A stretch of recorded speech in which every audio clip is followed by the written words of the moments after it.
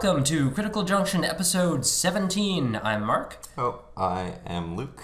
Hi, this is Jill. And today we're talking about secret societies. So from the Freemasons to the more mysterious Illuminati, secret societies are at the heart of many conspiracy theories. So we thought we'd take a look at some of the more interesting or famous ones and maybe debunk a couple of them along the way. Jill, did you have anything you wanted to start off with? To start off with,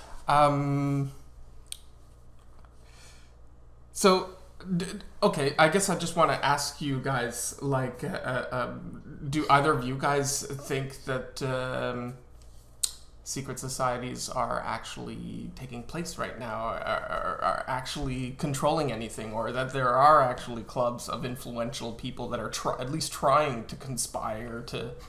I don't know if I put any stock in the conspiracy aspect of it, but there are definitely, secret societies still in existence today. Like, the Freemasons are still, hugely popular. I don't know what their membership numbers are like now, but, they have lodges around the world, and, they're still going strong. The same with, do you want to touch on the Bilderbergs now, or do you want to save that for later? Sure, no, let's... Okay, well, the Bilderberg Group was founded in 1954 to bring the leaders of Western Europe and the U.S. closer as the Soviet Union cemented its control in the Eastern Bloc. So really, the Bilderbergs are a group for the political elite of the world to come together annually and discuss policy matters and things like that. So because everything they do is completely secretive, that fosters a lot of the conspiracy theories, especially considering that these are former prime ministers, current heads of banks, and that kind of thing. So as soon as a group like that gets together in secret and has all kinds of, confidential discussions, of course people are going to wonder, are they more sinister than they appear to be?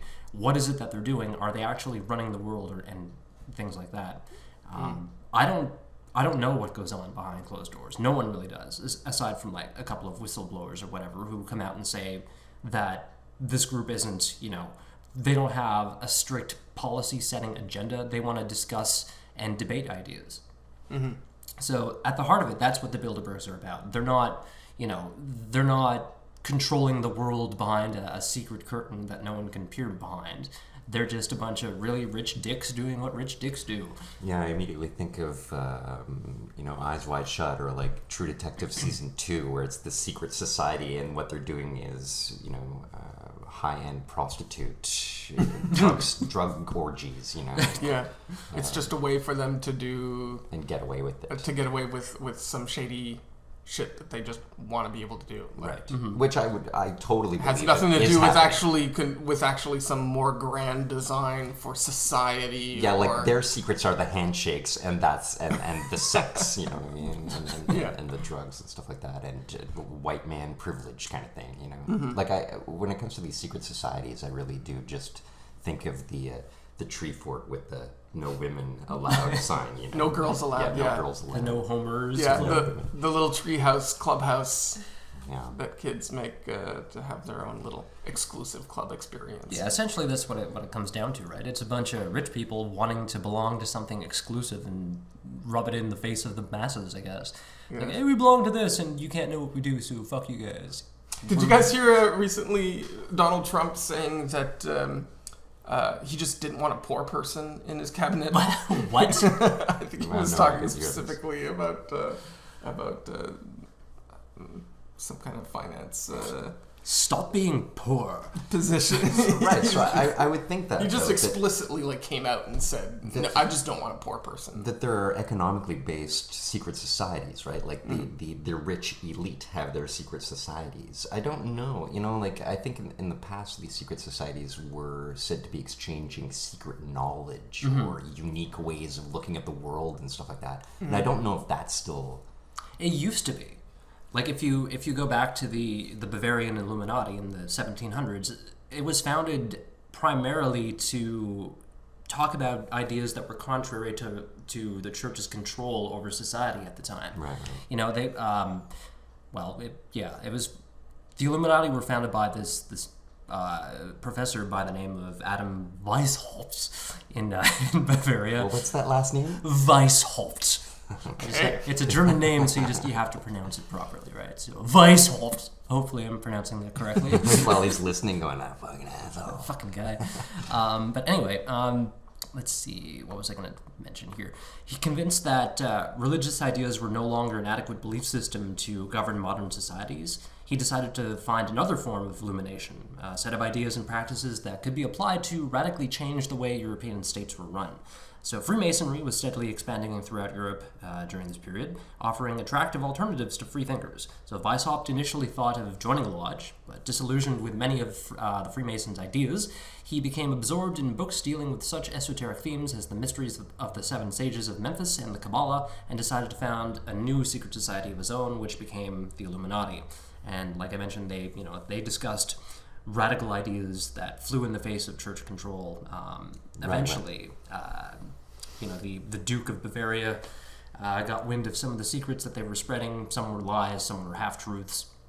And, he issued an edict banning the order and imposing the penalty of death to anyone who he found to be a member of it. And that was like less than 10 years after they started. Yeah. Right. But during that time, their membership grew to like the high hundreds. I don't know if they reached 1,000 or whatever, but they had a lot of really influential members of society among their ranks. Once the more conservative, controlling global or Bavarian elite got wind of it, shut it down, and from there, a bunch of conspiracies started floating around saying the Illuminati control everything. They have the secrets to God knows what. Most of them are probably not true. Like the Illuminati essentially ended when they were banned in Bavaria. From there, they went underground. Some members, started some offshoot organizations that were founded on some of their rituals and their practices and belief systems. But after that, the idea of the Illuminati took on a life of its own, and we have what we have today. Like the Illuminati's symbol is on the American currency and all that fun stuff. What do you guys think of that? Like the all-seeing eye on the American dollar bill? Right. Where is that image coming from? Is that the Illuminati, or is that Freemasons or something like that? Or where are these images coming from? They say it's more Illuminati related. But if you kind of trace that even further back, or I don't know if further back is the way to say it, but people have transposed the compass over the pyramid. So basically, they share a lot of the same kind of symbolism, or at least the roots of it. It seems like a lot of these secret societies, whether it's Freemasons or Illuminati, they all kind of draw on this ancient kind of symbolism that has its roots in Egyptian mythology and imagery, and then later on Greek philosophy and things like that. Yeah, there's a reason why they used that particular set of symbolism in their the rituals and in communicating between each other, and it's because things like Egyptology during the late 1700s, early 1800s was reserved for the elite, right? It was only the rich understood what was happening in the field of Egyptology. Only the society's most influential people understood what the symbolism meant. So members of these societies were, of course, elite members of society. So they would communicate to each other using those symbols. So in case their documents were ever found, no one would be able to understand what the symbolism is supposed to represent.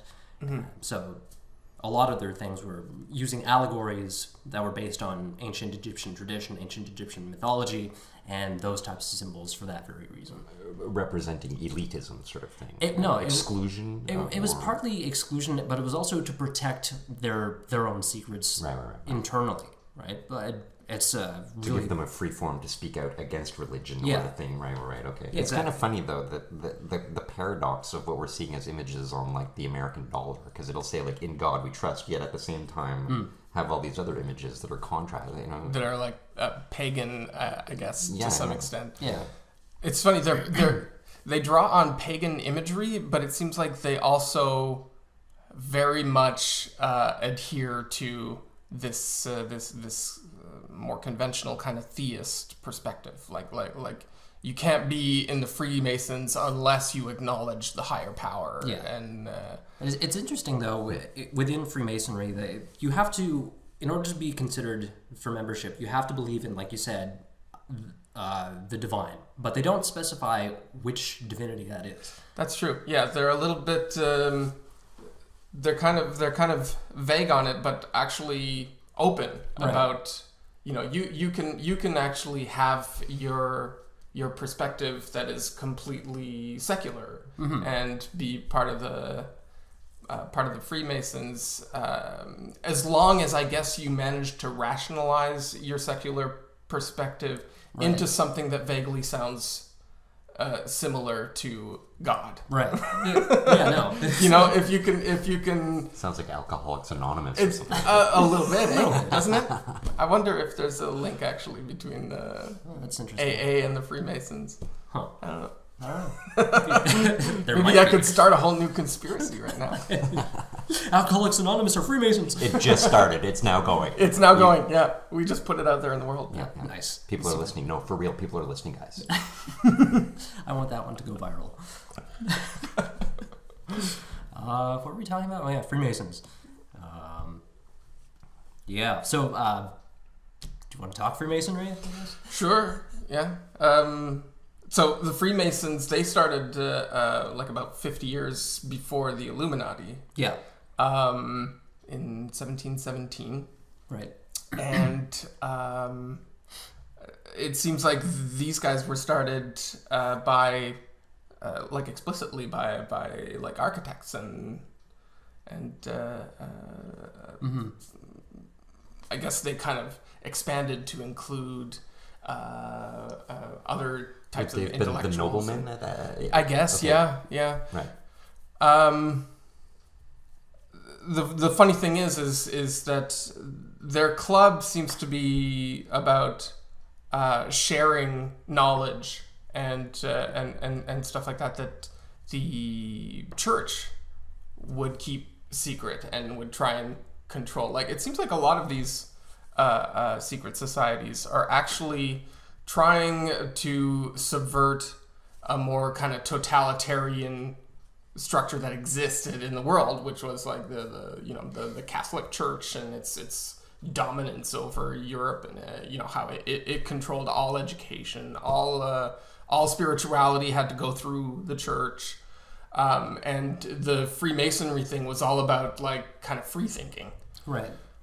So while there is this kind of root in Christianity to some extent, there's maybe it's just a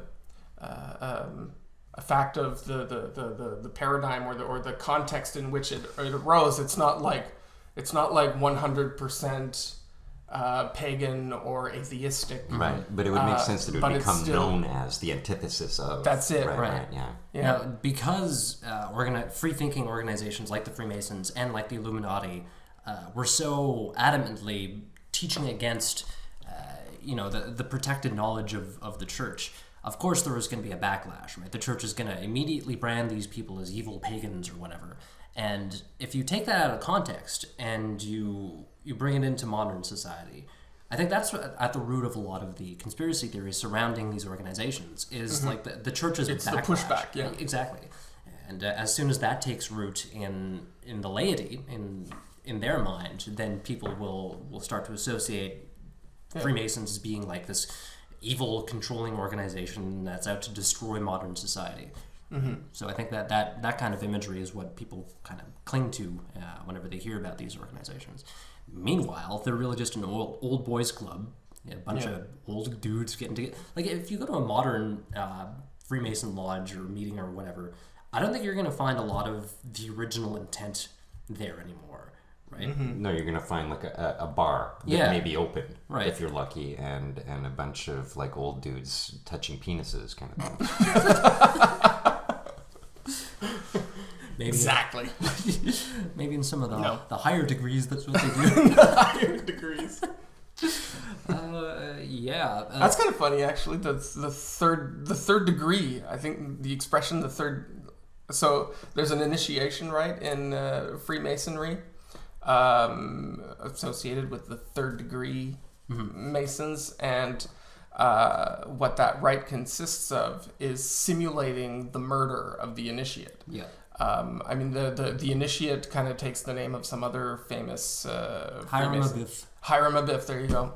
And they kind of stage an interrogation where people are like, so what's the Mason's word? What's the secret word of the Masons? And then the guy has to refuse a whole bunch of times, and then they threaten, if you don't tell us what the word is, we'll kill you. And then he continues to refuse to answer, and then they bludgeon him with some kind of like padded false mallet. Yeah. Right. And then they simulate like his burial or something like that.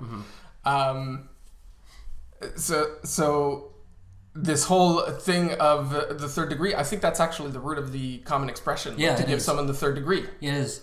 So it's kind of funny that these totally innocuous things that everybody knows about, like giving someone the third degree, Are stemming from are secret actually society stemming from rituals and stuff like that. these kind of secret society Yeah, things. like the saying "he's on the level" is another Masonic There you thing. go, yeah, The square and compass, like, yeah, It's kind of funny how basically this thing that's supposedly super secret and mysterious is actually way out in the open Oh, yeah. everywhere. It's all over the place. yeah, You know? like you can find all the initiation rituals Yeah. anywhere online if you just Google it enough. You know? Well, yeah, So- I would think the internet has destroyed these secret societies somewhat. Mm-hmm. I mean, secrets just can't be kept like they used to be. Right. You know, like everything's out there now. And at the same time, I think Okay. maybe that suggests that there's a bit of deception or misunderstanding about the nature of the secretness. Mm-hmm. You know, like it's one thing for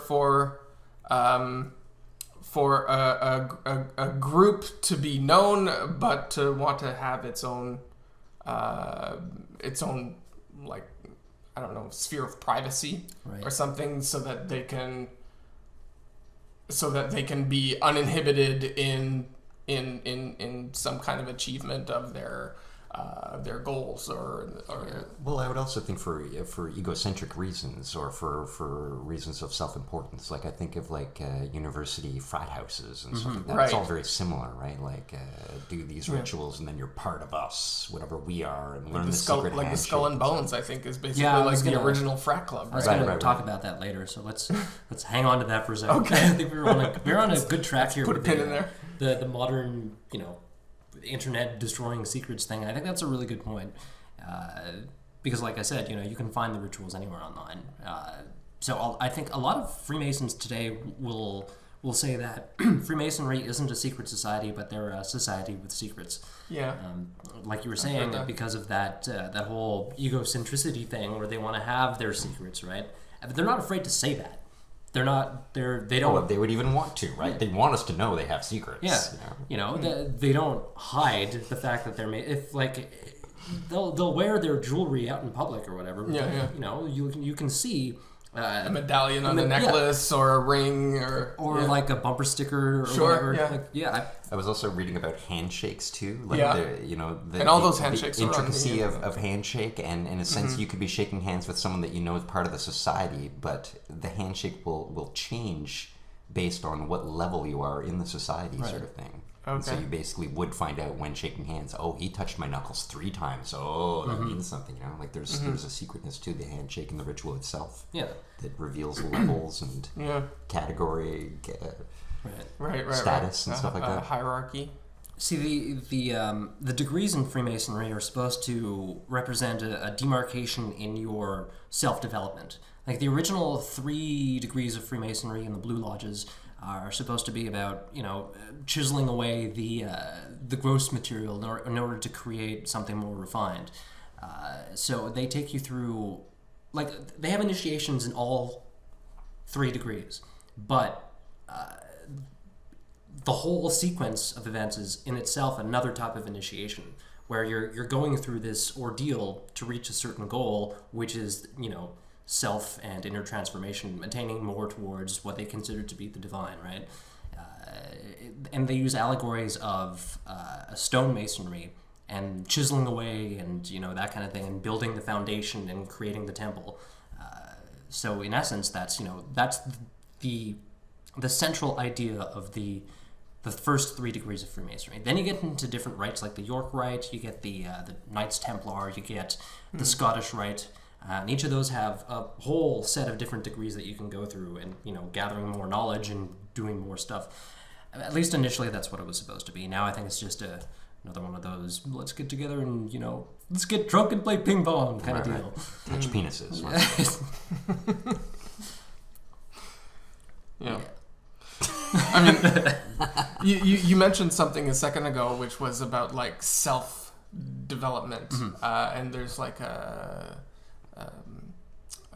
saying that's kind of very central or fundamental in Freemasonry, which is know thyself. Right. Right. And this is actually this, and it's funny. I've heard it.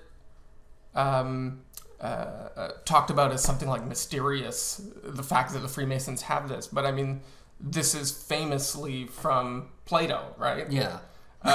They're not actually offering any secret knowledge. They're offering the emulation of secret knowledge. Like they're basically saying this is secret knowledge, and that's what makes it secret knowledge. It's not actually a secret. Right. They're just leading you to believe. Like it's another brainwashing, I guess you could say. No. So at this point, do you think there is any secret knowledge left for these societies to impart? I mean, there are secrets for them to keep or impart. The idea of some kind of super important knowledge, like a key to understanding the universe or something like that, like this is what I was saying. Like this is what they were claiming at the time. Right. Like they were providing a forum for these things to be communicated or talked about, kind of thing. Yeah. Well, I mean, so there's like, to me, there's a really deep irony in all of this secret society stuff, because I guess I'll talk a little bit about what I think is more the root of all of these secret societies, which is the Rosicrucians, and they started like 100 years before the Freemasons, and I think to some extent the Freemasons are almost explicitly building upon the Rosicrucian kind of tradition and group. So in the early 1600s, like around 1610, 1615 or so, there were like 3 manifestos that were published, or maybe 2 manifestos at first and then a third one later on. And they were just like disseminated in Kassel in Hesse, Germany. And the manifestos talk about they're very critical of the age, and it seems like it's coming right out of like the dark ages of Europe, with all of this control of the by the church and stuff. And in their manifesto, they talk about wanting to make education free, and that everybody should be educated in all of the like natural sciences and philosophy, and also that spirituality should to some extent be democratized. Like you shouldn't.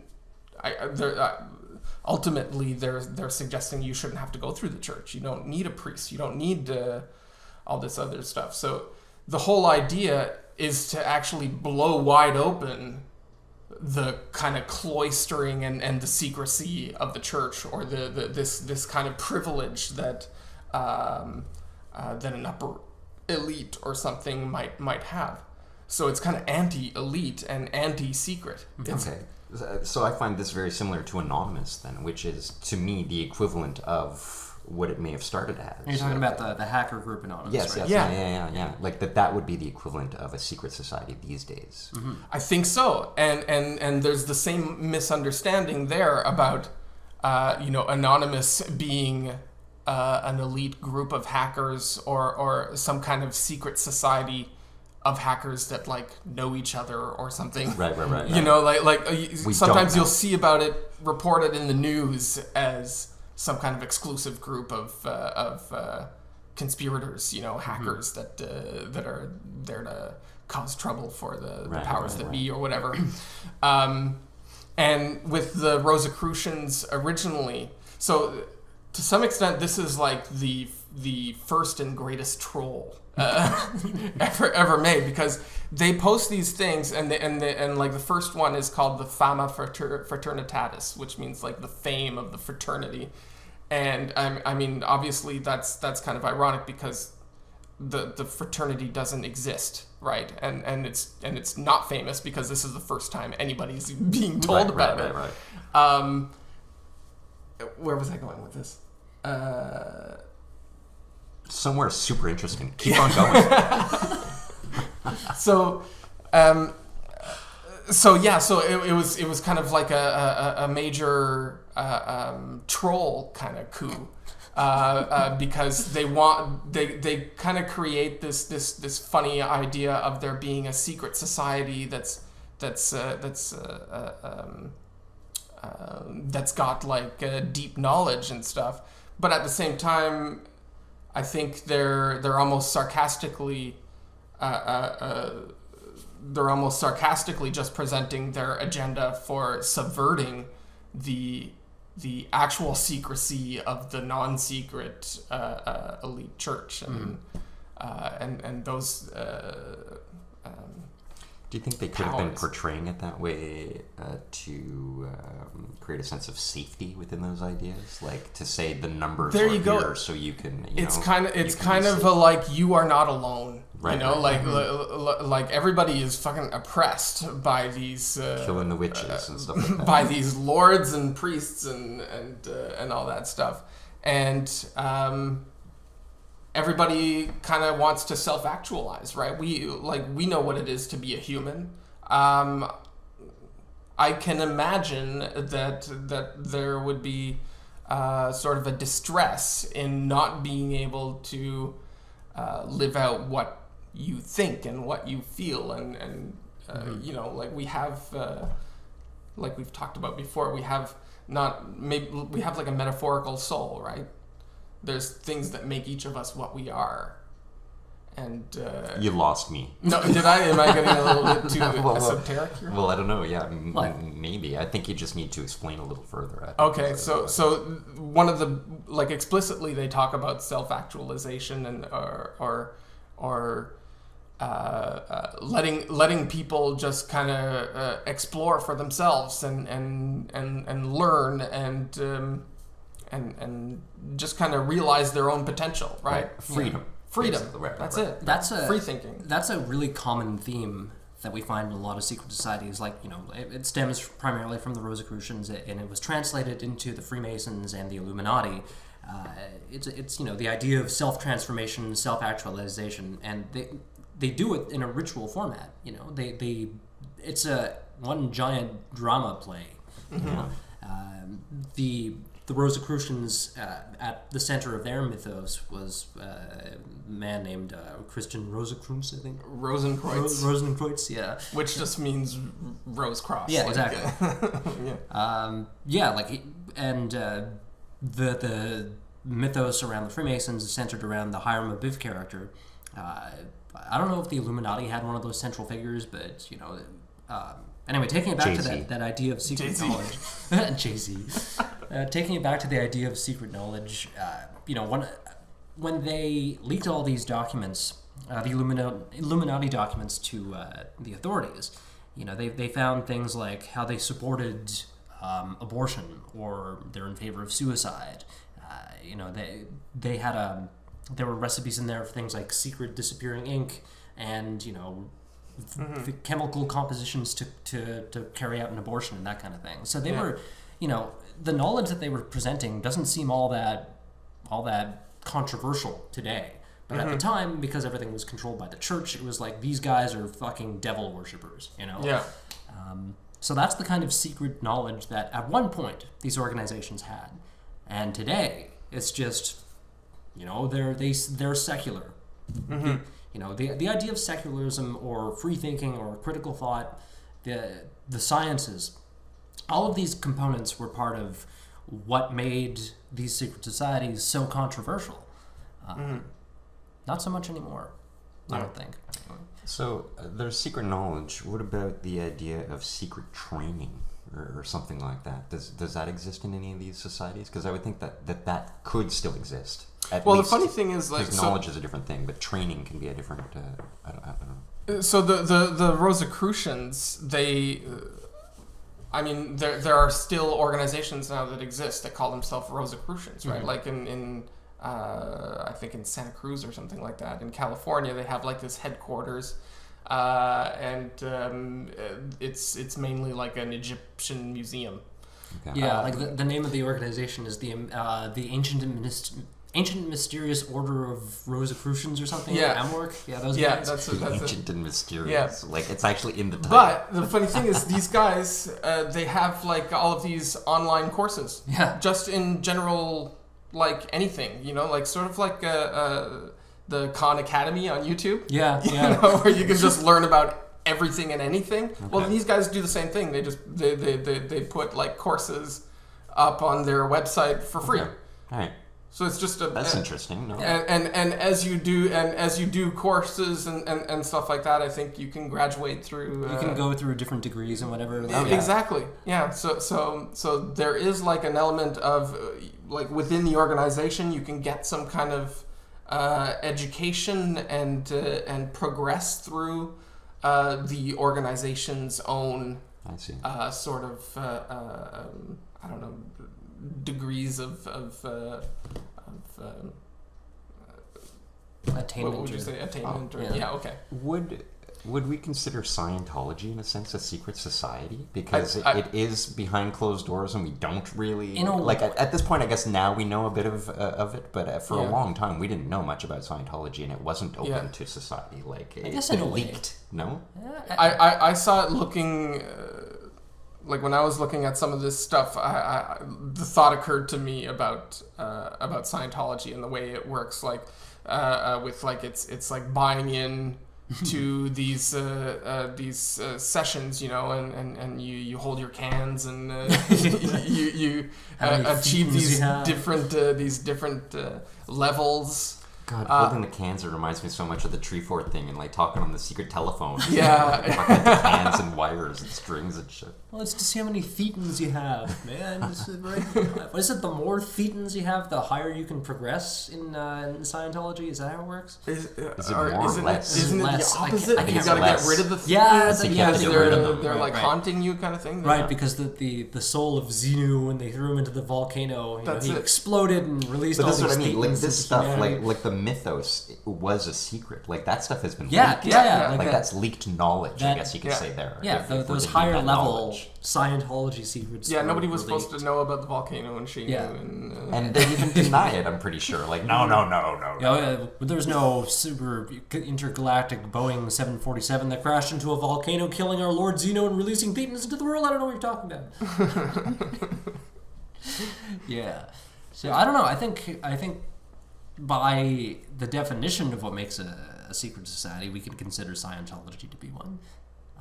And again, it's also But considered the problem, a cult. yeah, it's more explicitly a religion though. Yeah. It's basically co-opt. I think what's his name, the guy that started Scientology, L. Ron Hubbard. L. Ron Hubbard. I think he probably actually drew on elements of secret societies to build his religion. Right. And there again, secret societies are to some extent incompatible with religions. They're deliberately kind of trying to go against Right. the An antithesis of the religious paradigm of spirituality. Right. Right? They want to do free thinking spirituality. Right.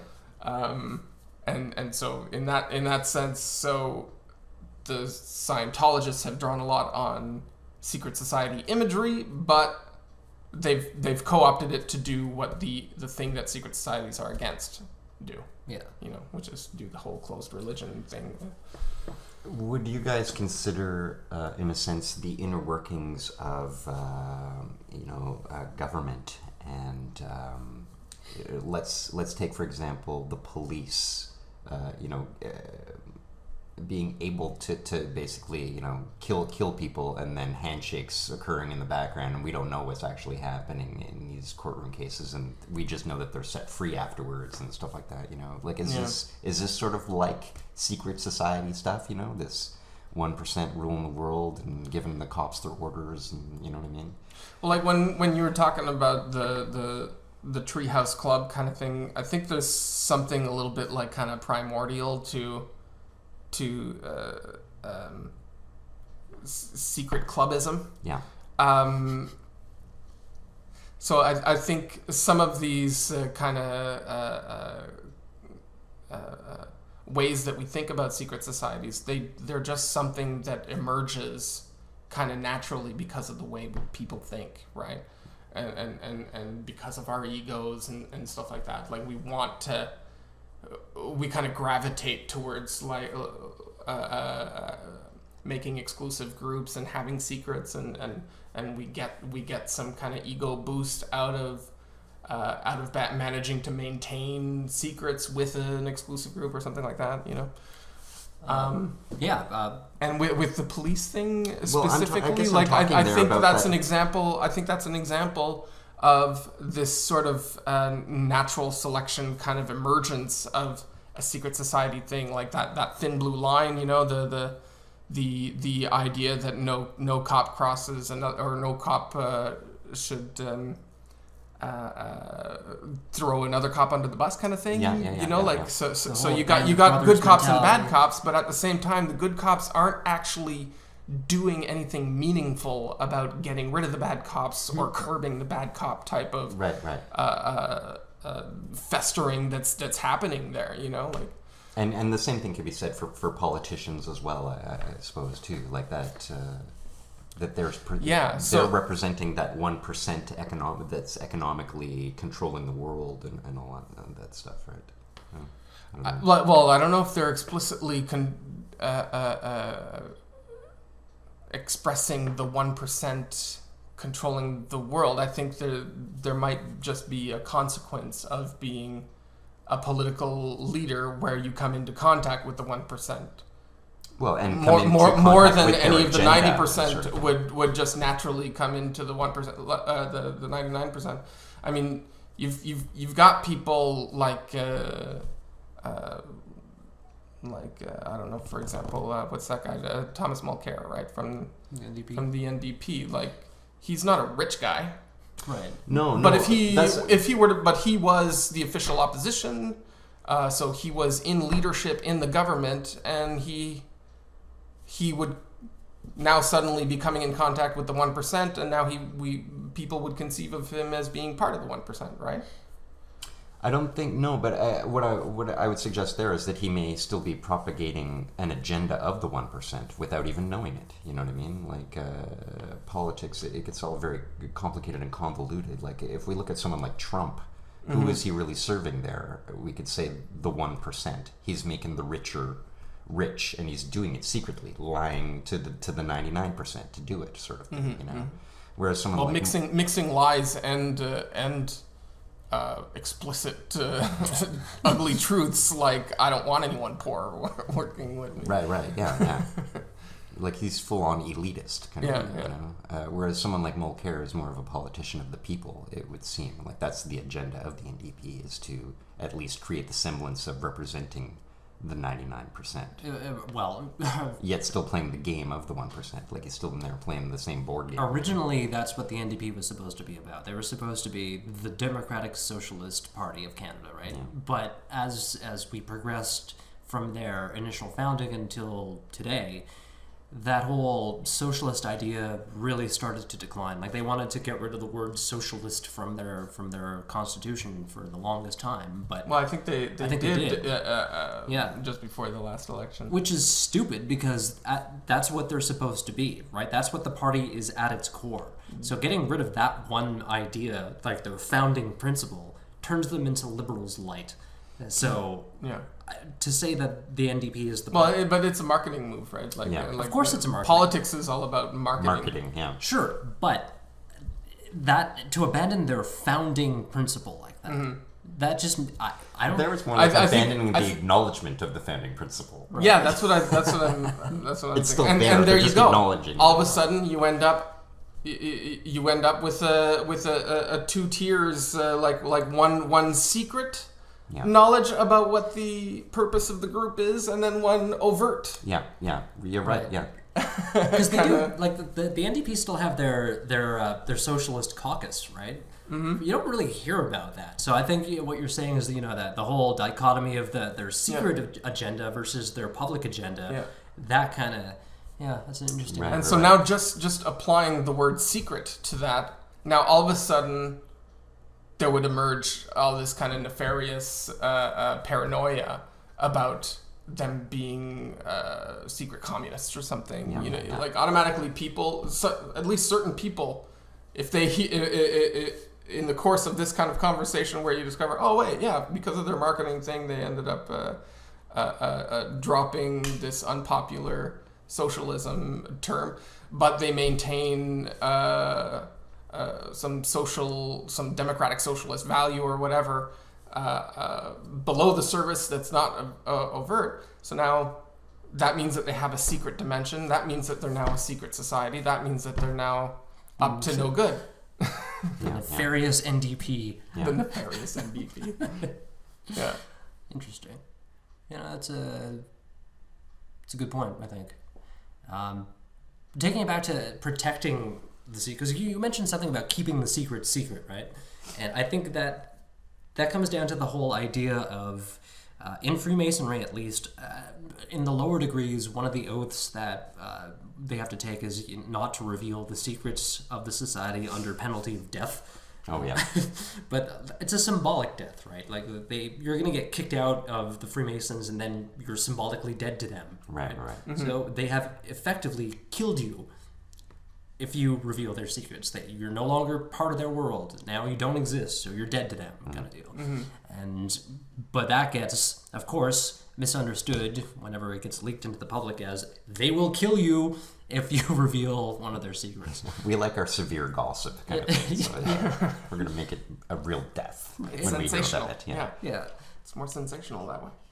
It's clickbait. Conversational clickbait. Well, that brings up another point. Like, you can sign up online to become members of, like, the Rosicrucians or whatever. Yeah. Which is really... I had thought about actually signing up and becoming a Rosicrucian. Yeah. I thought about it. I'm like, this is going to end up being really expensive if I want to get some of that. So is it... Because you were talking about free education and stuff earlier, right? Yeah. But is there, like... Are they milking money out of people kind of thing? Like, you have to... I don't know about the Rosicrucians. I don't know about the Rosicrucians specifically, but some of the other... I know the Freemasons are very expensive, though. Yeah. Like, you have to pay... monthly membership dues, and the higher you are in the organization, the more it is. Right. Like the just reason, like Scientology, the higher up you go, the more it's going to cost you. Like, you've invested millions into it. But that's another thing that I find kind of shitty about the Freemasons. So they kind of come out of that. They kind of directly are inspired by the Rosicrucians, and the Rosicrucians had these explicit ideas of democratizing knowledge and being open to anybody, men and women. They explicitly talk about men and women, and then the Freemasons come along and they're like, that's super cool, and then they just get rid of like some of the greatest kind of idealistic just be parts. Men and rich men. How about let's just be men and let's just be elitist rich men. Like, fuck that shit. Yeah. That's kind of lame. I like what the Rosicrucians ruined are it. doing, but fuck those guys. Yeah, because we don't like the church who control some of us rich people. So let's just make we don't care about the poor people and stuff like the Rosicrucians did, but we just care about getting rid of. So yet again, another corruption of something. Yeah. Like, it comes into being, and once it becomes a thing, let's destroy it completely. So it's not the thing it was actually. All good ideas eventually end up being corrupted. That's a really good point. I think it also brings up, or kind of in a way circuitously brings up the idea of Aleister Crowley's secret society, the Ordo Templi Orientis, who, like the Rosicrucians, admitted both men and women, because Crowley, he's like, no, you got to bring in the women. Who am I going to have sex with? Yeah, that's what I was going to say. Who am I going to have sex with if there's no women? He was bisexual, so he could have gone either way, but still, there was that idea of democratizing knowledge in the OTO as well, up until the original head of the order died and was replaced by this new guy that we have today, who he's he turned the original intent of the Ordo Templi Orientis into his own personal money machine, because now he owns the rights to all of Crowley's work, right? So, oh my god. So that includes the OTO, because it was one of Crowley's creations. So every book or every document that's an assigned reading in the OTO, this guy controls. Right. So he can charge whatever the fuck he wants. Yeah. For all the books, he's restricted publications of some of the materials. He's made tons of money off of membership dues and the knowledge and the the membership advancement fees and all that fun stuff. So he turned it into like a similar organization to Scientology, but not as overtly crazy. They're not gonna, unlike Scientologists, they're not gonna send people to spy on you if you're rubbing the leadership the wrong way. They'll just kick you out or something. Right. But yeah, it's unfortunate because a lot of Crowley's ideas, if you get rid of all the superstitious bullshit, if you get rid of like the occult and the magic and the worshipping sun gods and all that stuff, at its core, it's about finding your purpose and doing that above all else. Well, we could suggest all this magical stuff is ritualistic and and mantra oriented. Well, and stuff I think maybe it's just sort of a fact of the era in which these things emerged. Mm-hmm. Like the lines between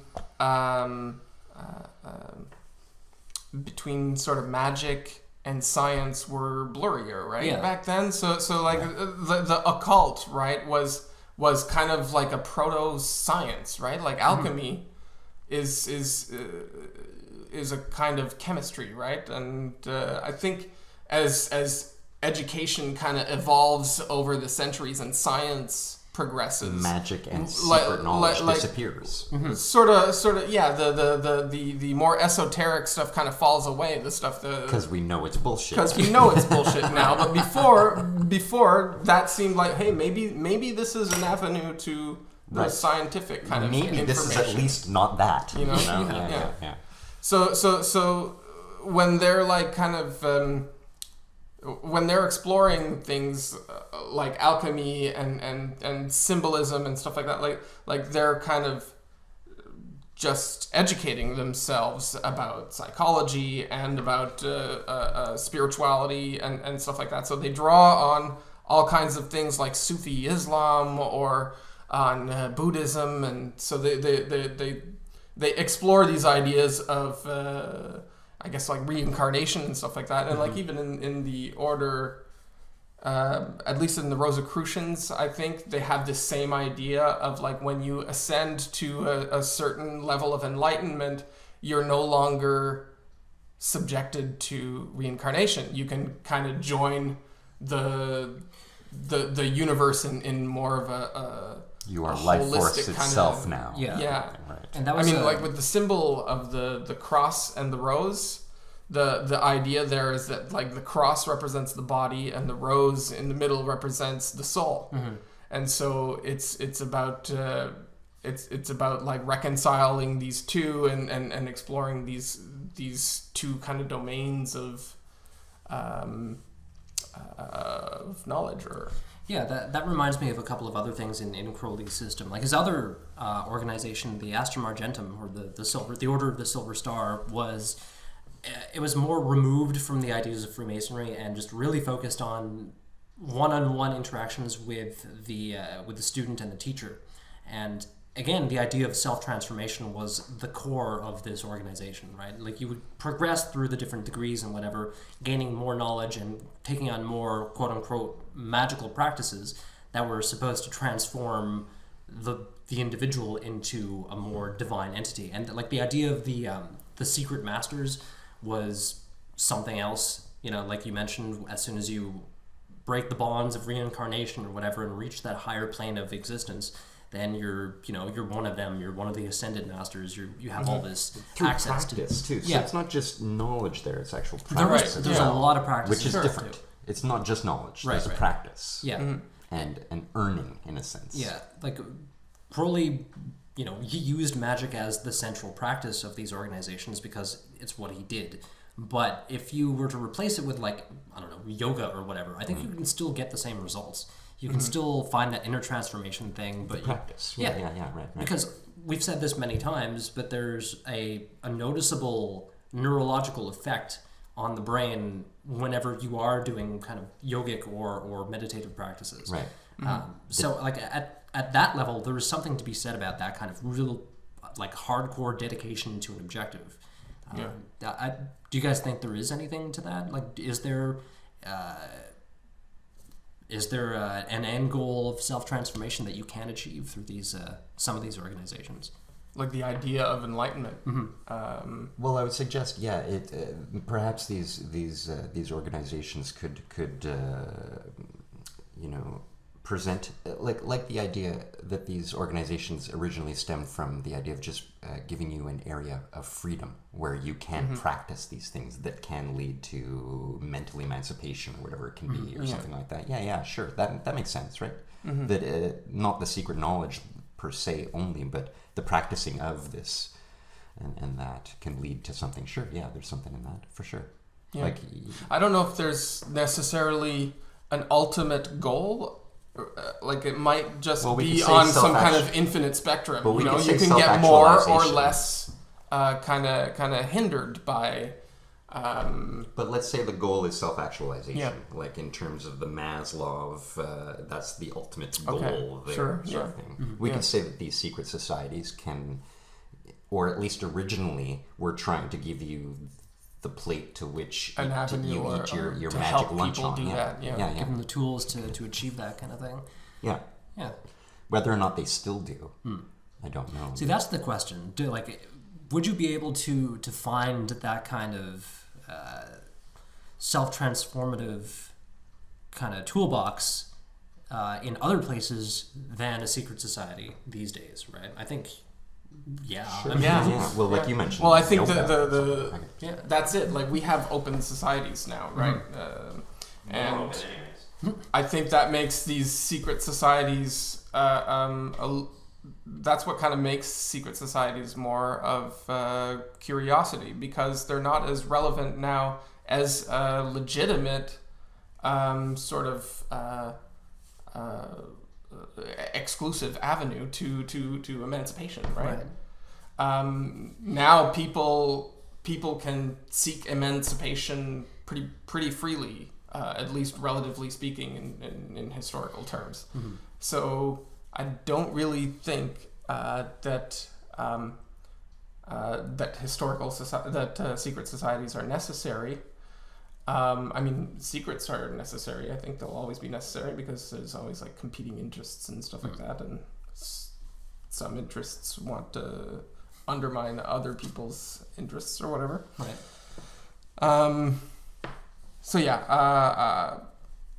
I think at this point, secret societies are merely sort of like for entertainment purposes.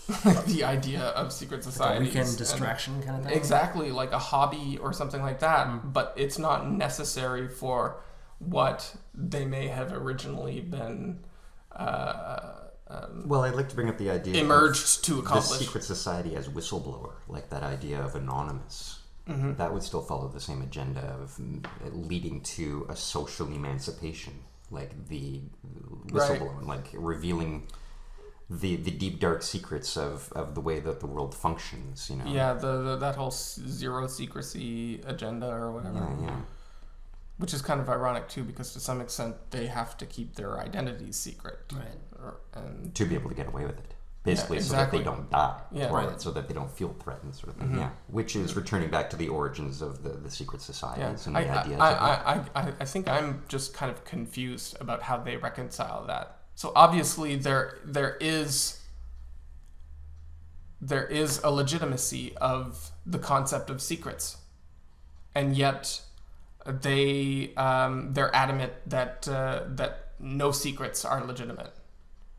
You're talking about, who are you talking about when you say they? About these kind of anonymous type hackers and stuff like that, who are for like 100% no secrecy kind of stuff. Like it seems like there's what do you call that, like what's that thing where in your brain you get a discomfort from holding two opposite ideas at the Oh, I see. same Because time. you're saying they're all about whistleblowing, but at the same time they can't reveal their own identity. Cognitive Right, or how dissonance. They're in cognitive they're- dissonance. Right, Yeah. right. Yeah, exactly. I think there's a cognitive dissonance there. There is a cognitive dissonance there, but I suppose it is for protective reasons, I guess you would Well, say. Like exactly, the- but that's also what might be happening at the international level too, or at the state level. Right, you know, right, like right. like it's not inconceivable that there would be another autocratic state that might have an interest in undermining an open state. You know, that is also competing for global resources and competing on economic markets and stuff like that. Right. I don't know. It just seems to me that it's totally unreasonable to say that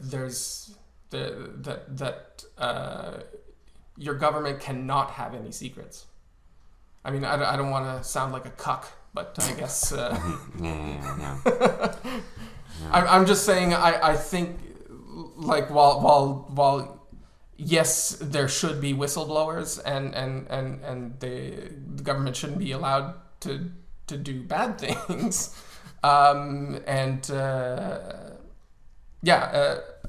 I still see legitimacy for secrecy. I see, yeah. It's think almost you're like to say Banksy and the works of Banksy and whatever Banksy is wouldn't be as powerful if we knew who Banksy was. Right. Yeah. Because then it would just And just be It some would guy. be some other celebrity. It would just be the guy from Massive Attack making art everywhere. Right. Yeah. So would you guys consider joining a secret society just for the hell of it? See what it's all I'm about? already part of a secret society. I just can't talk about it. Okay. Of course. Well, you're dead to them now. No, because I haven't revealed who they are. Oh, okay. Okay. I don't know if I would join a secret society. I think there's like I was saying a moment ago, I don't think secret societies have the same place now in today's world that they You're did right. Like, to me, it in would be like the Renaissance and the I don't have time to learn the Enlightenment period. handshakes, you know, and that would be the most intricate knowledge that I could learn there. You know what I mean? Yeah, Like, yeah. There was like a need for them at that time that just doesn't exist now. I don't Yeah, think. no, I think I agree. I think they've lost a lot of their relevance in today's society. I don't think I would join one either. Like, I can get the same, clubhouse atmosphere by hanging out with a bunch of friends in a bar or whatever. Yeah, exactly. Or go to like a meetup and get together with a bunch of like-minded people and discuss whatever they're discussing, or something like that. Yeah.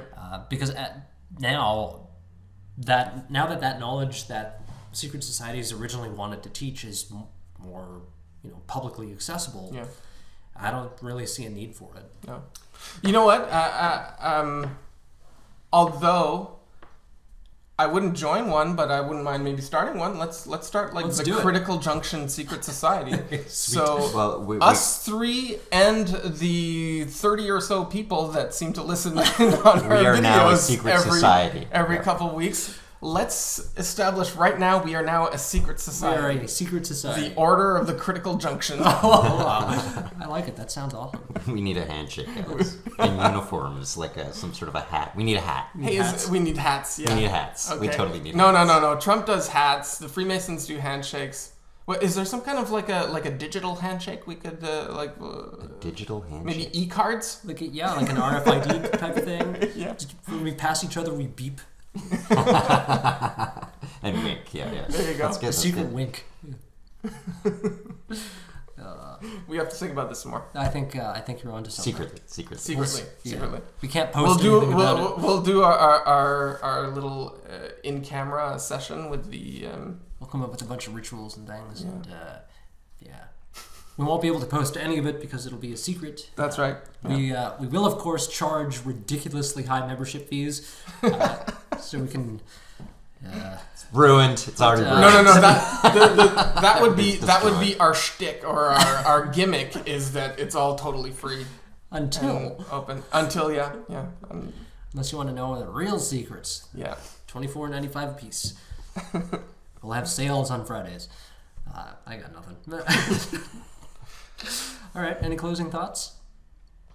Or you want to keep those secret too? Closing thoughts? No, I don't thoughts? know. Do we feel like we've addressed everything that we wanted to bring into the story here? I wanted to talk a little bit about Francis Bacon. Okay. Who's a philosopher I like, or that I learned a little bit about in school, and he relates to all of this in a kind of a funny way. Francis Bacon, he's famous in the area of philosophy of science, and he's kind of credited actually with having sort of invented the scientific method, or been like a father of the scientific method. Voltaire and Thomas Jefferson, they've spoken about Francis Bacon as super significant. I mean, Thomas Jefferson called Francis Bacon one of the three greatest men who ever lived, along with John Locke and Isaac Newton. So this guy, Francis Bacon, he actually died from experimenting with the preservation of meat by freezing. Oh, yeah. The chicken guy. The chicken guy. Stuff in the chicken, right? Yeah. Have I spoken about him before? No, I just remember hearing about this. Okay. So he was so enthusiastic about testing his hypothesis about freezing and stuff that his running out into the snow to fill a chicken with the snow, it caused him to catch pneumonia and die. That's unfortunate.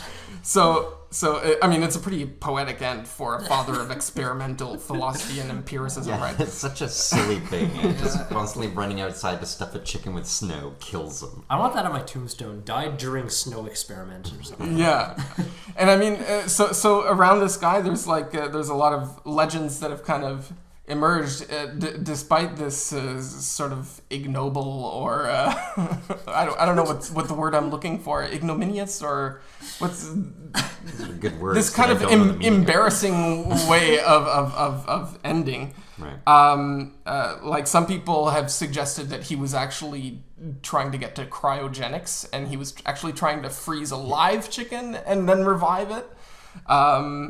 But he was actually known as a member of the Rosicrucians, and actually a high level member of the Rosicrucians, like one of the leaders of the group or the movement or whatever. And they say that he actually he's one of these ascended masters. He's one of these people who actually managed to ascend to that higher level. I think he actually might be a saint in the Ordo Templi Orientis, come to think of it. Yeah. I think so. I think they in the Ordo Templi Orientis, because of like his experiments with and his ideas behind the philosophy of science, like they canonized him. Right.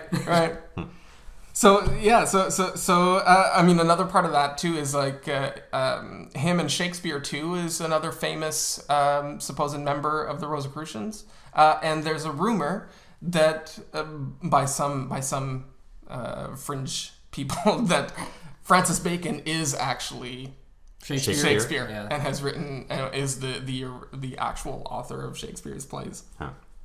Yeah. So I don't know.